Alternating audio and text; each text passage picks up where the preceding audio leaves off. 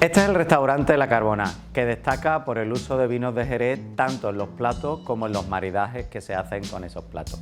Hasta tal punto que el chef Javier Muñoz es conocido como el chef del Cherry. Voy a ver si está en la cocina.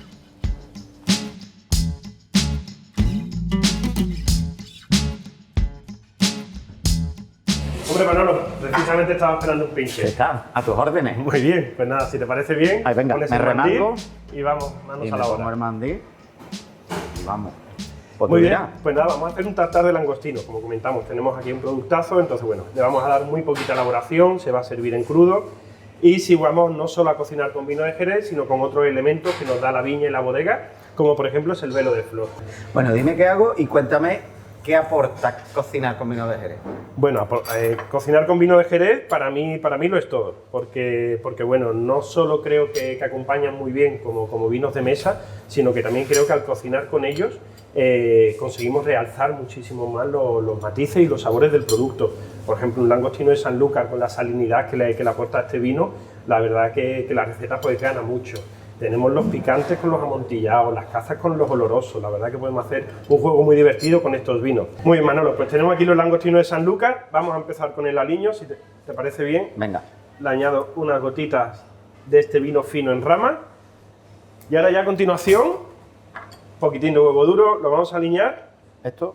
exactamente igual que, o muy ¿Te lo parecido he hecho a todo o un poco? la mitad. La Sí. mitad. Vale. Muy similar a un stick tartar, nada, como media cucharita de pepinillo.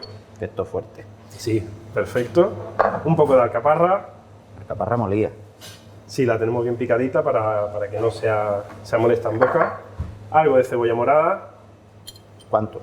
Media cucharita También. Sí. Así está genial. Ahora le añadimos un poco de cítrico, en este caso el limón, pero podemos usar lima, unas gotitas de naranja, que bueno, va a ayudar un Tú poco me a dices que maridar. pare. Vale, así. Venga. Un buen aceite de oliva. ¿Mucho? ¿Poco? Sí, aquí vamos a ser un poco más generosos. Un poco más y así estaría ya suficiente. Y sal y pimienta. Ya eso hay que tener cuidado. Nada, se la añado algo de sal y un par de roscas de pimienta, si me ayudas. Ea. Muy bien, pues nada, ya tendríamos lo que es la base de nuestro tartar de langostino, que bueno, lo hemos aliñado muy poquito, lo justo para que lleve un acompañamiento, pero bueno, los matices del langostino de Sanlúcar sigan estando ahí y Ya. estén presentes, que es lo que nos interesa. El vino ha tenido una evolución, el de Jerez, ¿no? Muy importante en la cocina, ¿no? Porque de apenas alguna receta tradicional, dígase los riñones o algo así, a todo lo que se hace ahora, ¿no? Con el vino. Pues sí, yo siempre comento que el vino de Jerez y todavía está un 10% de todo lo que puede dar de sí y de todo lo que podemos hacer con él. La verdad que es un orgullo ver cómo muchos cocineros se han hecho grandes embajadores del vino de Jerez y como comento, ya no solo añadir un poco de vino en una receta, sino que ya se están utilizando pues desde destilados de tierra albariza hasta cocinar con el velo de flor, ahumar con duelas de oloroso, de amontillado, con las propias cepas que dan unos matices y una peculiaridad muy diferente a esos asados que podemos hacer. Nada, esto ya es muy sencillote. Aquí, bueno, yo recuerdo siempre la remolacha, que es un producto que tenemos mucho aquí, y sobre todo de la infancia, cuando se hace la recogida de la azucarera.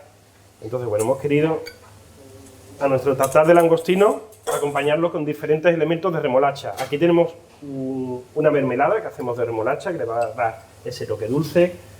Aquí tenemos una remolacha encurtida, en oloroso. Qué bueno. Le añadimos aquí otro curtido, en este caso de rábano, que le va a aportar frescor sobre todo a nuestro plato. Unas huevas, en este caso de trucha, pero podría ser cualquier caviar o cualquier otro tipo de hueva. Y bueno, vamos a terminar nuestro plato con otra elaboración de remolacha, en este caso esta galleta que hemos elaborado, una receta tradicional de de una masa de galleta, pero hemos sustituido el azúcar por el azúcar de la remolacha natural. Y lo vamos a terminar con este ajo blanco, que es una sopa fría muy típica aquí de Andalucía, que le añadimos unos matices de hierbas aromáticas, que le da un toque más de frescor. Y por último, algo que le tengo mucho cariño en el restaurante, pues que es el velo de flor, que lo hemos comentado antes. A ver, que yo vea eso. Sí, si quieres probar un poco, tiene un sabor muy intenso a levadura. El vino también tiene un pequeño matiz al vino de Jerez y le añadimos unas gotitas a nuestro tartar de langostino. Bueno, esto parece un cuadro de estos de la vanguardia del siglo XX, pero habrá que probarlo. Yo creo que eso es lo importante, que esté rico y poder probarlo. Si te parece, te ofrezco un vinito fino y lo tomamos con un vino fino, que creo que es el vino más adecuado para tomar este plato. Gracias. Adelante. Magnífico, ¿eh? Muchas gracias. Te conocen como el cheddar del cherry, ¿no? Que eso es un orgullo, pero también una responsabilidad, ¿no? Sí que lo es, una responsabilidad, sobre todo cuando Nicolás Landes, periodista del Financial Times, nos dedicó este reportaje tan amplio sobre el vino de Jerez y me denominó como chef del cherry. Se me hacía muy grande, porque bueno, yo ahí no dejaba de ser un cocinero que amaba los vinos de Jerez, pero no dejaba de añadir un poco de vino en mi cocina. Entonces, bueno, esa responsabilidad también me hizo pues ponerme a estudiar, ponerme a trabajar y llevar pues todos estos años de investigación sobre el mundo del Jerez y no solo utilizar el vino de Jerez en sí, sino todos los elementos que da la viña, la bodega, la climatología que tenemos aquí para cocer, para marinar carnes y bueno, la verdad que estoy encantado de poder disfrutar de estos vinagres, de estos vinos de Jerez y poder cocinar con ellos. Oh yeah, I start feeling this shit now, man.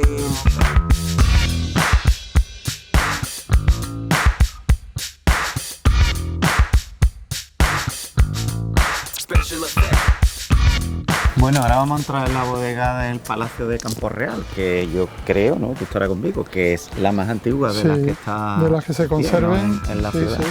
Sí, es la más antigua.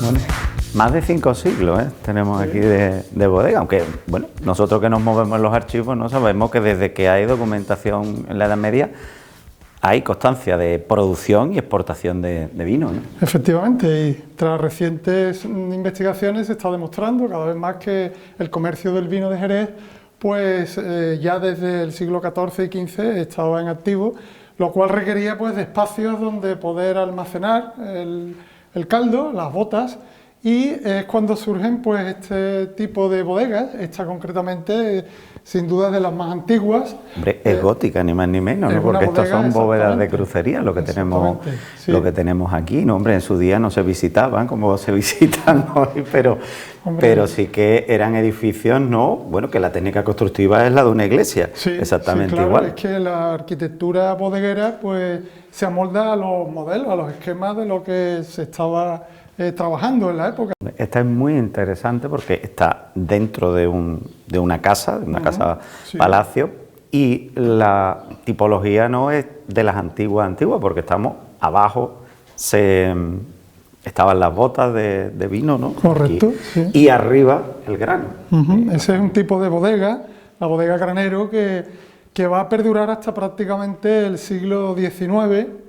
Y es indicativo porque generalmente los dueños de estas bodegas pues tenían viñas y tenían además otros cultivos, ¿no? El cereal, que es un cultivo muy importante, con lo cual en la planta baja se destinaba al almacenado de vino y en la superior al almacenado de grano. Eso era un hecho muy frecuente y que estuvo, como digo, vigente hasta prácticamente la irrupción de las grandes naves bodegueras ya en el siglo XIX. Estamos ante una bodega de bastante entidad, para la época, es grande, una bodega grande para la época, con acceso además directo desde la calle, que en muchos casos, y eso lo vemos, bueno, tú que estás investigando el 16 lo sabes muy bien, y en el 17 encontramos muchísimos, desde principios de siglo, muchos arrendamientos de bodegas que estaban en el interior de las casas. La demanda ya en esa época era enorme. Era grande, sí, sin cuando duda. Tú vas viendo, ¿no? Nada más que la fabricación de botas los fletes de barcos, todo eso te está dando una industria muy potente en, Sí, en la época, ¿no? sin Y duda.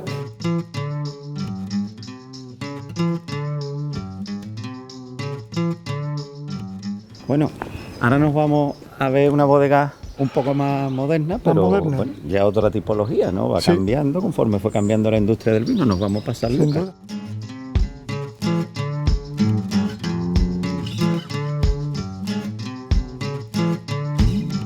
Bueno, qué cambio, ¿no?